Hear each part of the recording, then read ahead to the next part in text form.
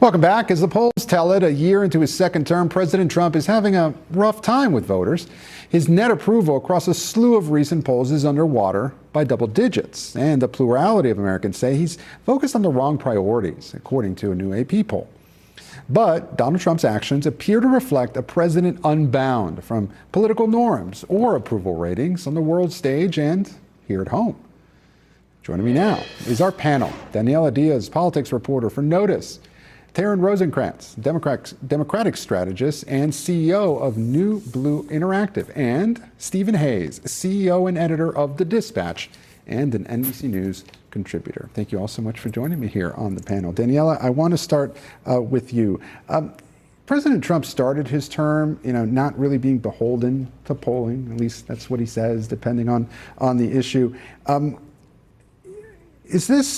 Are we seeing him act in that sort of way that he just doesn't really care about polling right now? And so him watching the polls that we've been looking at, 86% of Americans not wanting him to take Greenland by force. Does his administration care at all about that? It's clear they don't. Mm-hmm. I mean, Americans have been saying for the last year that they want the president and his administration to focus on what's happening in the United States. Mm-hmm. They elected him for his America First agenda. And what we're seeing is that he continues to travel more and across seas rather than worry about what's happening here in the United States. You can really tell with, I cover Congress, as we all know, when I talk to battleground district Republicans and they're saying, look, it's great that the president is focusing on foreign affairs, but people here do not have money for rent, money to put gas in their cars, and we're going to focus on those pocketbook issues to try to win back our seats because that's what our constituents care about. And that's why you're seeing these Republicans break from the president because they say, we know what we care about. But Stephen, are enough Republicans doing that? Is that pushback really significant? And do you think more Republicans might make this Greenland issue, for example, a red line? I mean, I would hope, as a longtime conservative, I would hope that that's the case because what we're talking about is crazy. I mean, this text message that the president said today, where he said, in effect, I'm not thinking about peace anymore because I didn't get the Nobel Peace Prize. It was the kind of thing when I first read it, I thought it was a parody for 10 minutes, and I kept looking and looking. Is this real? Is it real? And it turns out that it's real. So the president is going to avoid making peace because he didn't get a prize. You would think this would be the kind of thing that Republicans would speak out against. We have had times like this in the past, or issues like this in the past, when Republicans have spoken out. But I would say the record is not great here. I mean, the people who are most willing to speak out are people like Representative Don Bacon, who's leaving Congress, and Tom Tillis, who's retiring at the end of his term. They've spoken out. They've been rather forceful. It's certainly the case that a lot of other Republicans don't understand why the president is talking about Greenland, why he's leaving open the possibility of taking Greenland by force. And then you have a whole different group of Republicans who are, in effect, getting the president's back on this. I mean, Ted Cruz gave an interview over the weekend saying Greenland is absolutely crucial. You've seen Eric Schmidt, senator from Missouri, doing the same thing. So they want to be in the president's good graces, so they support him regardless. Well, look, the president, a couple of weeks ago, he told our colleague, Christian Welker, that MAGA is me. Do you think that extends to America First? And no matter what he says, his base will go along? Yeah, when you were talking to Daniela, that was one thing I was thinking is, in the past, the president has been willing to defy what polls would suggest that he do to remain popular, and he can turn substantial numbers in that Republican base in his favor. So yes, he campaigned on a more sort of neo-isolationist, non-interventionist foreign policy, but the MAGA base, they're with him if he wants to hit Iran, they're with him on Greenland, they're with him on Venezuela.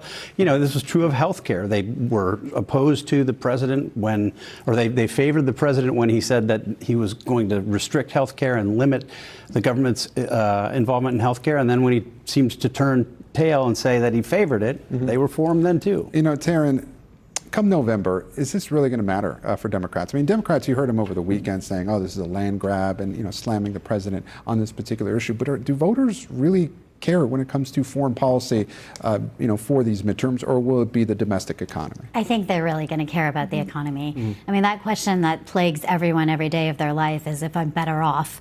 And I just don't think that, I think you actually make a really great point that He's got a really very loyal base that follows him wherever he goes, but that means he's not on the ballot. So are they going to follow him to the ballot box? Probably not. And that means that the people that are going to the ballot box are pretty angry because they feel like they can't afford things. They feel like their health care is being taken away. So maybe it won't matter what he's doing overseas, but I think it's going to have an impact on the midterms. You know, Danielle, let's take a big picture look at this. Tomorrow, I guess it'll be 1 year since this administration. So much has happened, and it's felt like, you know, several years.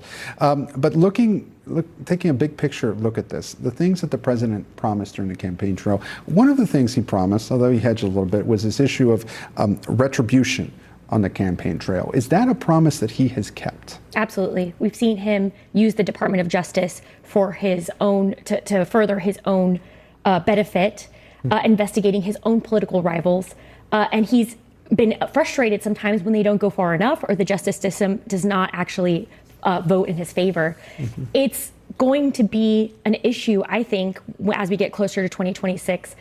The fact that he's weaponized the Department of Justice. We've seen lawmakers call out on both sides. You know, we saw Republican senators call out for what he did, or he says he has nothing to do with, but the subpoenas against Fed Chair Jerome Powell, his own party was speaking out against it. It's become an issue that these things continue, and he's getting criticism for it. Well, the White House would come back and say, oh, it's not retribution, it's accountability. Right. But, you know, Stephen, look, it's easy to play that game, you know, what if the other side did this? But at the same time, could you imagine if you subbed the name Trump for Biden and, you know, Minnesota for, say, Texas, if Democrats were in power? What would happen?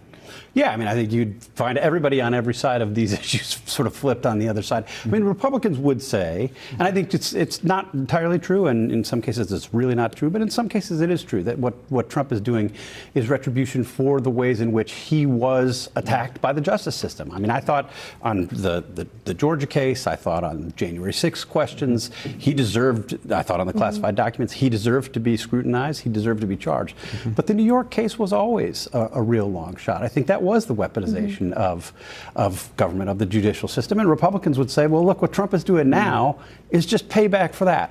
I don't find that argument persuasive, and even if I did, it wouldn't be the right thing to do.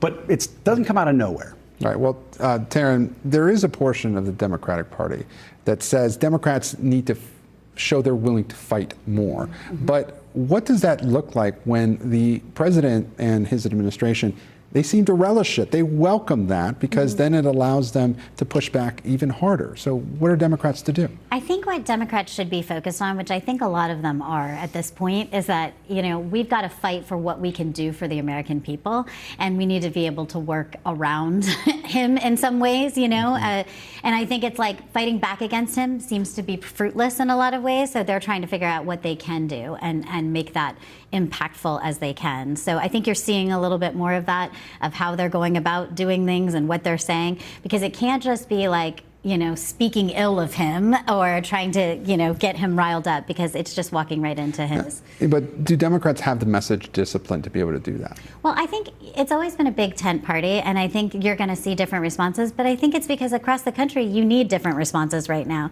Like what people need in their home districts, particularly if you're talking about Congress, is going to be different depending upon what state you are. You know, I don't think we need to have a discipline message. The mayor of New York City is very different than some Democrat that is being represented in other parts of the country, and we need to be and know that how we're speaking and what we're doing and fighting for the American people is going to be different.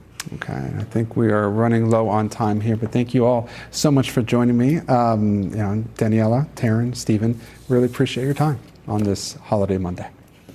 And thank you all at home for watching.